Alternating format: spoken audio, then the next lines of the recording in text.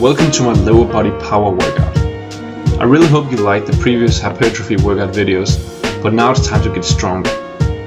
I'm going to do a commentary on this one since we're going to use heavier weights and therefore the technique has to be on point, so we get stronger without injuries and setbacks. We don't have time for that. Here you see me doing some warm-up sets for the barbell back squat. I treat the warm-up sets as I would for my working sets. In that way I prepare my mind and body for the heavy weights. I like to focus on only 3 cues at a time to make sure I get them right. The cues I'm currently focusing on are: number 1. Keep a natural lower back. Before lifting the bar off the rack, I would do a so-called pelvis tilt. This is where you tuck your hips forward, not too much, but just enough to keep your lower back away from arching and preventing the famous ass dip or butt wink. I like to imagine I'm about to get hit in the stomach by Mike Tyson. Taking a deep breath and embracing your abs as hard as you possibly can before lifting the bar off the rack. Number 2.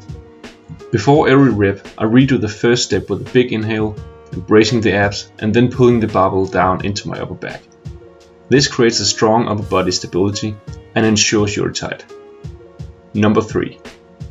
Always keep pushing your knees out, on the way down and on the way up. This also helps you to use the power of your glutes more, and especially if you squeeze your glutes hard on the top of every rep. This is all about mind to muscle connection. Always keep the negative part of the rep slow and controlled, and then explosive and fast on the way up to maximize the power output. Alright, let's move on to the next exercise, which is my all-time favorite, the deadlift. To be more specific, the conventional deadlift, which means my stance is pretty much hip width. Almost the same cues applies here as in the squat. Big inhale, embracing the abs to get a tight core, pushing the knees out, squeezing the glutes on the top. But look how I reset my lift in every single repetition. And starts by moving shoulders forward to a kind of relaxed position and then pulling them back hard and contracting my lats and keeping my chest forward before even lifting the bar off the floor. I had great success by stopping to do the bouncing reps and now actually doing some dead lifts as they should be. This also makes you stronger in the bottom position because you don't have the momentum from the bounce to help you lift the weight off the floor.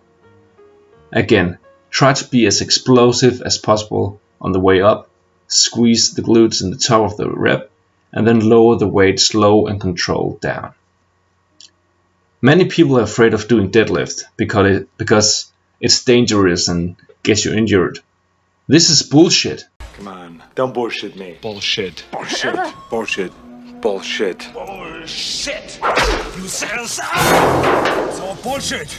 All of it. However, what is true is that all exercises are dangerous and will get you injured if done with bad technique and not executed with proper form and too heavy. The fact is that deadlift works the entire body, especially the hamstrings, glutes and back. Don't fool yourself from not doing this exercise, but make sure you get someone to check your form or watch some quality videos with some recognized coaches and record yourself to compare your form and just to look at how you're doing and what to change. Next up is the dumbbell Bulgarian split squat with the rear foot elevated on the bench. In this one we go fairly heavy with 3 sets of 6 to 10 repetitions with 2-minute rest in between sets. The focus here should be on getting a nice and deep stretch on the rear leg and keep the reps explosive and fast on the way up. Try to maintain an upright upper body throughout the movement. And the closer you stand to the bench, the more focus you will put on the quads. Just make sure that you keep your heel on the floor. After the split squats, I moved on to the standing calf raises in the Smith machine. In this one, we're doing 3 sets of 6 to 10 repetitions and with a rest of 1.5 minutes between sets. Remember guys, the prescribed sets and reps are working sets, so you should have some warm-up sets prior to the working sets to make sure you're warm and you feel the movement.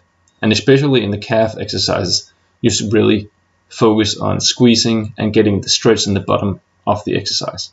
My calves are a very stubborn muscle group, so this is where mind to muscle connection is really important. You have to feel the tension on the calves at all time. Last but not least, I was doing the seated calf raise. Again, nice and controlled on the way down with the stop and stretch in the bottom, and then fast and explosive on the way up with the squeeze in the top.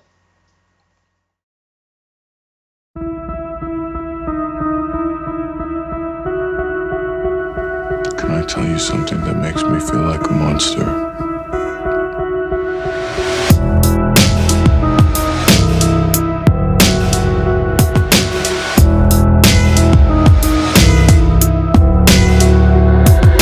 I tiptoe on a fence with both sides displaying painted targets on the dark side of the moon where they lay my naked carcass. I'm not ready for a fall, but down to start in autumn, turning each and every leaf the way these teachers never taught us. Running out of options, destination weighing on the bank or not to bank, or which way we should be taking. The mind is not a safe place, but don't admit you get scared. Hear footsteps upstairs when no one lives there. There.